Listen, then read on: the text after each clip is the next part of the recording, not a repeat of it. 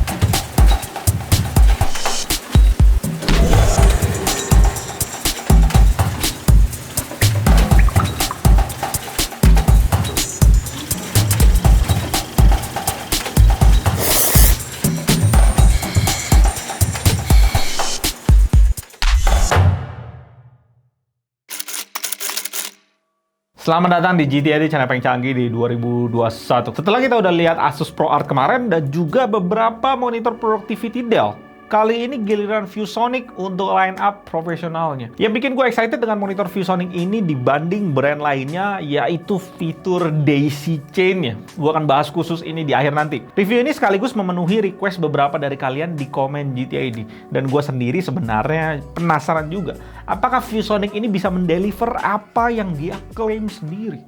Kita mulai dari bodinya. Ini ngingetin gue sama ViewSonic VP2458 yang dulu banget kita udah pernah review. Dan kalau gue bandingin, VP2458 itu dari tahun 2018, model 2018, dan model yang satu ini dari tahun 2020. Di sini kakinya dibikin estetik melengkung gitu, kayak ke belakang gitu, yang nempel ke monitornya dengan ngegunain VESA-nya di 100x100 mm.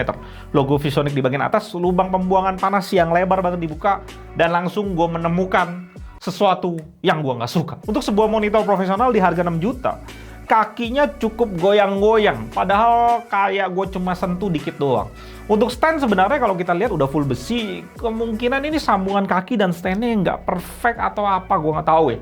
Sebagai pembanding, di sini gue ada Xiaomi 24,5 inch, yang lu coba toel-toel gimana pun, dia tetap kokoh banget. Ya untungnya untuk ergonomic stand lainnya kayak tilt, head adjustment, vertikal dua arah itu udah enak dimainin di sini. Terutama swivelnya yang mulus habis. Tapi tetaplah, di akhir setiap lu adjust, monitornya kayak goyang-goyang gitu. Hal ini minor sih, cuma perlu gue mention siapa tahu lu perfeksionis banget. Soalnya kan lu udah ngeluarin 6 juta untuk sebuah monitor, men. Dan hal yang paling penting dari monitor ini tentunya panel bagian depannya, yang mengusung no bezel sama sekali. Emang ya, satu plat plastik di bezel bawah kalau dihilangin, feel mandangin monitor ini langsung berubah. Lebih terkesan mewah dan pastinya jauh lebih betah untuk lama-lama. Banyak klaim dari ViewSonic tentang monitor ini di websitenya, dan dari sepengalaman gua unboxing monitor, factory report yang dikasih ViewSonic untuk monitor ini paling banyak dan lengkap. Alat yang dipakai CA310, dia ngecek total 25 titik di monitornya dan dapetin kualitas luar biasa rapih di kerapihan kecerahan dan kerapihan warnanya di preset sRGB. Dan memang hasilnya rapi banget pas kita tes pakai SpiderX. Untuk color gamut dia nggak cantumin di suratnya, dan pas gue tes gue nggak bisa dapetin 100% sRGB seperti yang diklaim di preset monitor yang sRGB ataupun 709. Tapi bisa diraih di preset user. Untuk keakuratan warnanya, monitor ini dites total 32 warna dengan average delta E 0,92 di preset sRGB dan 0,98 di preset 709 yang gua nggak bisa dapetin secara pas karena gua tes pakai SpiderX lebih dalam lagi sampai 48 warna. Dan dari hasil pengetesan gua, tetap yang paling worth it itu dipakai di preset user dengan maksimum 4,8 delta E dan average yang sangat rendah di 0,62 delta E. Dan juga color gamut preset user memang mengcover warna paling tinggi. Dari hasil pengetesan itu, dengan average yang sangat rendah di 0,6 delta E, nunjukin kalau monitor ini udah akurat banget. Karena biasanya standar delta E yang disebut akurat itu di bawah delta E2. Kita pengetesan bleeding seperti biasa, gue show yang hitam. Gue sih ngerasa di sini ada sedikit ya. Sedikit banget mungkin. Tapi susah banget sih ngelihatnya. Nah, kalau gue swivel buat kalian, ini rapi banget. Nah, mungkin lebih jelas sih, yang nggak ada yang bocor-bocor banget sih. Sangat-sangat minimum. Ini ada 2 unit yang gue pegang. Satu lagi kita lihat. Di bagian sini, ya sama juga sih, tetap rapi sih. Nice banget. Ya, tapi ini nggak menjamin ya. Kalau kalian beli monitor ini, pasti nggak bleeding. Semuanya hoki-hokian. Tapi, seperti yang gue udah bilang sudah-sudah, hasil monitor profesional kayak gini kadang gue ngerasa kurang greget kalau dibanding monitor gaming sekelasnya. ViewSonic sendiri ada kode VX27052 2KP yang udah IPS 144Hz 2K. Dan kalau kita bandingin color gamutnya jelas VX2705 membantai VP2768 dalam coverage warna. Dan akurasi warnanya juga VX2705 udah akurat banget dengan average 1,05 delta E. Lo akan pilih mana? Di VX2705 warna udah akurat, dapetin 144 Hz yang jelas jauh banget kualitasnya untuk gaming dibanding 60 Hz yang ada di monitor ini. Burik untuk game kompetitif ini sih. Tapi gue respect sama ViewSonic. VX2705 dengan spek kayak gitu udah sentuh di harga 4,9 juta saat video ini dibuat. Sedangkan LG dan Asus dengan spek yang sama masih di harga 6 jutaan ke atas. MSI bahkan 7 juta. Di monitor ini pun gue respect VP2768A. Angkat topi sama ViewSonic karena dengan 6 juta dan garansi 3 tahun full ViewSonic, lu udah bisa dapetin spek kayak gini. Dan kalau gue bandingin harganya dengan di China sana, bahkan harganya lebih mahal di sono. 3299 RMB atau 7,2 juta.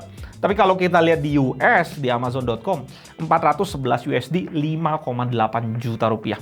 Tetap bagus banget kan harganya di Indonesia. Kita buang-buang dulu seperti biasa. Ini 2 hal nggak penting. Calibration report penting. Kalian mesti baca untuk tahu kualitas monitor yang kalian beli. Karena ini tiap monitor beda-beda. Kelengkapan lainnya, 2 kabel power beda kepala. 2 kabel DisplayPort, kabel USB hub,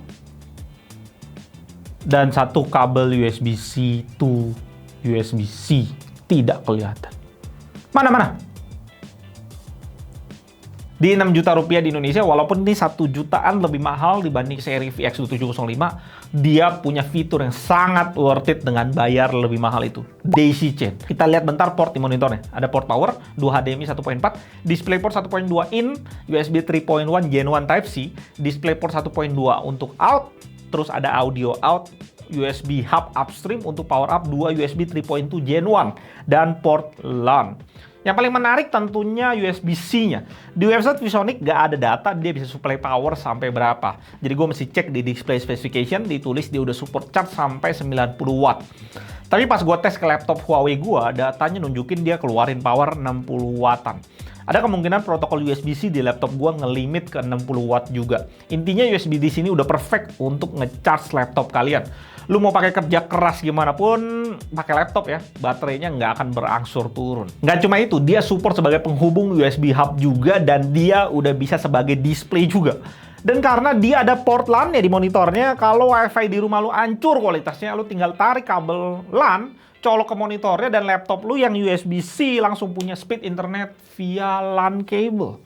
Nice! Dan nggak berhenti di sana, kita masuk ke fitur paling penting di monitor ini, Daisy Chain.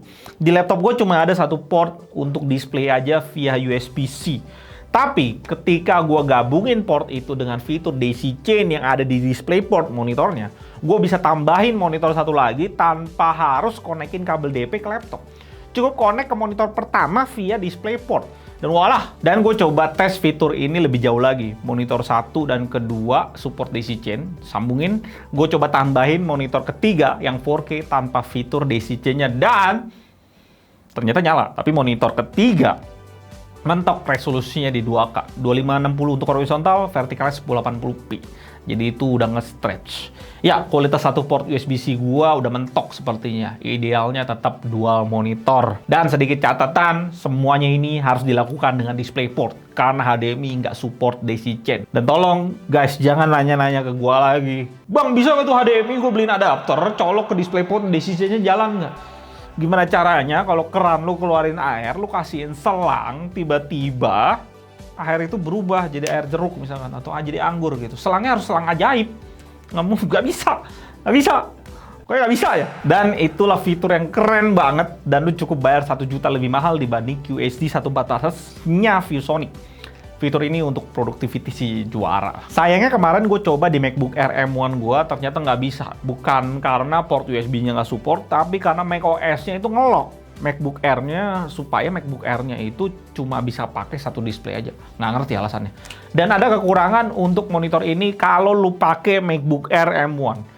Karena pas lu colok ke ViewSonic ini dan mau fokus di satu layar gitu, di ViewSonic doang nih, kan lu mesti tutup tuh lid MacBook-nya.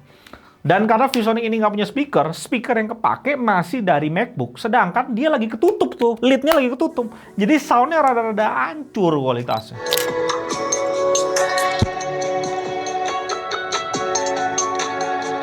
Emang ya, monitor USB-C udah harus ada speaker, itu udah paten. Pertimbangan lainnya di harga 6 juta, di pasaran ada banyak pilihan monitor 4K tanpa USB-C di harga yang lebih murah.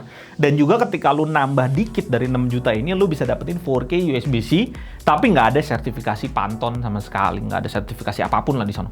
Di Dell P2721Q dengan harga 6,4 jutaan. Ya, ViewSonic udah berikan harga yang terbaik kalau kita bandingin dengan harga di luar negeri sana. Dengan fitur yang banyak banget dia kasih.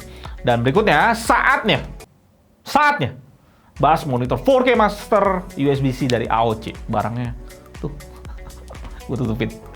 Dengan harga 6 jutaan di video selanjutnya. Gue Elwin, sampai jumpa dan tetap